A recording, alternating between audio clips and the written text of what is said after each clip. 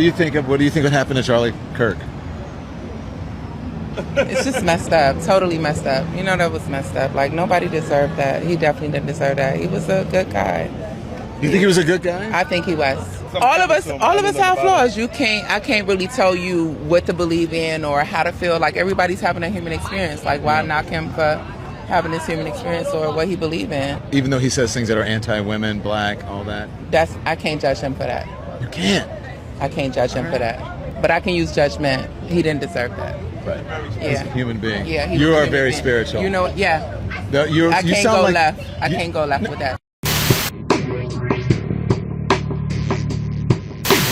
So you know how Thomas Massey is telling the truth about the big, beautiful bill. He's telling the truth about AIPAC. He's telling the truth about our Israel policy.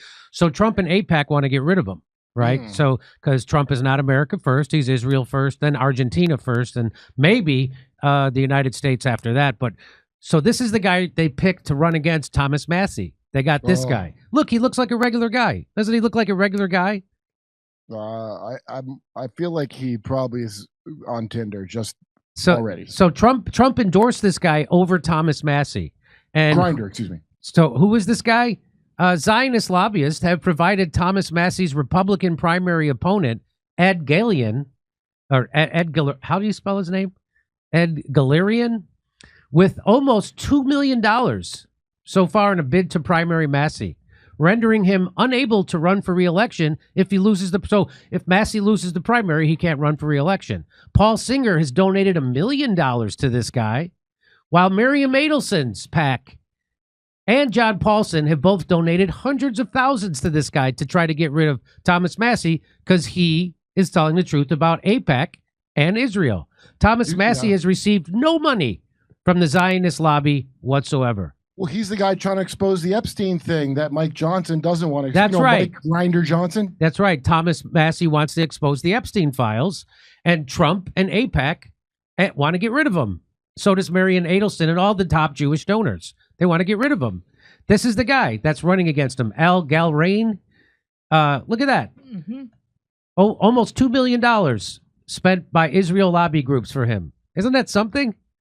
But I don't know much about him, but even though he got paid $2 million from a PAC, I bet he makes his family fight over one stale cookie under glass for the holidays. That's what I'm guessing. Oh, I think he hunts him through the woods naked. And he's so cheap he won't even pitch in for a color picture of himself. That's how cheap he is. He's got that weird crinkly face like Kenneth Copeland. So President Trump's threats to run a GOP primary challenger against Thomas Massey have come to fruition. Ed Gallerin, a Trump-endorsed candidate from Shelby County, officially launched his campaign against Massey on Tuesday. Trump has long feuded with Massey over the North Kentucky's congressman's contrarian and very public stances against him dating back to Trump's first term. When Trump tried to primary him about the vaccine that Thomas Massey was right about, and it didn't work the first time. Yep. Trump's frustration reached new heights this year with Massey's objection to his budget bill and his foreign policy in the Middle East, as well as Massey's insistence that the full files on SEX offender Jeffrey Epstein be released. A political action committee affiliated with Trump's team called MAGA Kentucky has unloaded $1.8 million in ads against Massey so far, and Massey, fresh off a fundraising quarter that saw him bring in a record $786,000 to pad a campaign war chest of $2 million, expressed confidence that he could beat Gallerin. He called him a candidate of the Uniparty, a term used to deride politicians seen as too similar to the opposition party. The Uniparty in D.C. finally found someone willing to be a rubber stamp for globalist billionaires, endless debt, foreign aid, and forever wars in failed candidate and Lindsey Graham donor Ed Gallerin, Massey wrote in a news release. 4th District voters appreciate having an independent conservative voice who works for them, and I look forward to continuing my fight for transparency, constitutional rights, secure borders, a true America First foreign policy, and fiscal responsibility. Some supporters believe Gallerin will forge an unholy alliance of more moderate Chamber of Commerce-aligned Republicans in North Kentucky and Trump loyalist voters throughout the district. There will be an unholy alliance, no doubt about it, Eric Dieters, former GOP candidate against Massey, told the Herald Leader. Massey will have his hardcore voters, and that's it. If it's somebody that likes Massey and likes Trump, they're not in Massey's inner circle. They're going to vote for their president.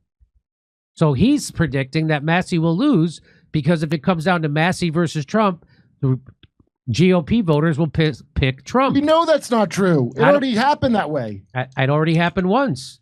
A longtime detractor of Massey's, Dieters thinks there's a certain amount of loyalty to the congressman in the district. Massey easily fended off Dieters in another challenger in 2024, but the dynamic is different now with Trump's full support. I think Thomas Massey finally smarted off one too many times. Smarted off. What? Wait, what?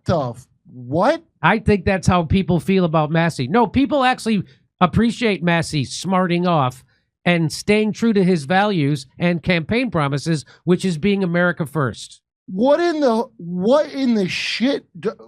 Like the reason I like Trump was because he was smarting off. That's why we like Trump. Yeah, I don't like him for his not smarting off. Yeah, we don't like Trump when he actually does the bidding of the deep state establishment, military-industrial complex, Wall Street, and Big Pharma. But we like Trump when he's smarting off. That's the only good part about Trump. That's the longtime Massey ally, State Representative Savannah Maddox, said that in Northern Kentucky, it will be a matter of voters picking between a candidate they know and one they don't. And nobody knows Galreen, she said. I know that he's a failed state Senate candidate who came up short, and I know he has a military background, but that's all I really know, Maddox said. People know Thomas. They know what he's about. Whether they agree with him or not, they know he's consistent. So good for Savannah Maddox telling the truth about Thomas Massey. So there you have it. Donald Trump is now trying to primary the one guy who isn't bought and paid for in the Congress, Thomas Massey. That's your America First president, Donald Trump. I know it's tough for MAGA to have to hear this, to realize that Donald Trump has actually sold them out, and he's siding with the globalists. He's siding with the military-industrial complex. He's siding with Wall Street against his own farmers. He's siding with Big Pharma. That's hard to take. I get it. He's also exploding the deficit. All that Doge was a big scam, and that's why Elon Musk got upset with Donald Trump because he felt used, because he was used, because they didn't cut any of that Doge money from the budget. They just gave it to the Pentagon and the State Department. They even gave them more money. Bannon thinks Trump's going another term.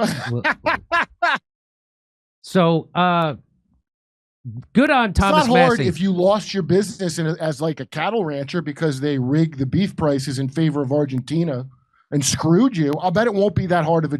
I mean, I don't know if they're in Kentucky, honestly, but if they're voting for Massey, I assume his district has voters that are intelligent. Yeah, because he's the only guy that seems to do his job. So, soybean farmers got screwed by Trump for Argentina, and the cattle farmers got screwed by Trump for Argentina because he's actually bailing out billionaires that are his donors. And one of those billionaires, George Soros. Yeah. He's bailing out George Soros, an equity fund that George Soros is involved in. Anyway, that's tough to hear. I know it's tough to hear, but if you like to hear me make fun of it, come see me in Australia. We've added second shows to all our shows. We'll be in Burbank, California, the day after Thanksgiving. That's a Friday. Everybody's off. We'll see you December 6th in Pottstown, Pennsylvania, January 11th in Waikiki. The ticket link isn't available yet for Waikiki, but it's coming soon. Go to jimmydore.com for all those tickets and go see Kurt this weekend in San Diego. Tomorrow, Jimmy, on the Derp with Kurt, I have one of the Epstein victims on my show to drop some bombshells. Oh, no kidding. Yeah, Molly Sky Brown, who's in a bunch of the articles, and she has some real wild stuff to say that isn't normally heard by people. So I can't wait to let her snitch on my show. Looking forward to that. Okay, over to Steph. All right. I search Google Trends for my own name. No Google searches from Israel. Oh, thank God. Fidgety guy. Sounds like Israel set up former Satanist Zachary. Oh, I read that one from Sandra. Thank you, Sandra. Hunter Kozak's father is Steve Kozak, director of research and clearances for Jimmy Kimmel Live. This is Hunter Kozak's father is Steve Kozak, director of research and clearances for Jimmy Kimmel Live. What a fascinating coincidence. Also, please make a t-shirt from the beige black Jimmy show screen. Make a t-shirt from the beige black Jimmy's show screen. I think I know which one you're talking about. Do you guys know the name of Tyler's trans partner? This is interesting, Kurt. Ready? Yeah. So maybe you know this. Were there prior Google searches for this person? For Tyler trans partner? I don't know if anybody has done to find that out yet. That's a great No, I question. have no idea. Good question, Kier. Here are my favorites, just in case you want the links. Thanks, Vienticus. I have the links now. J.M. Herber. J.M. Herber, thank you.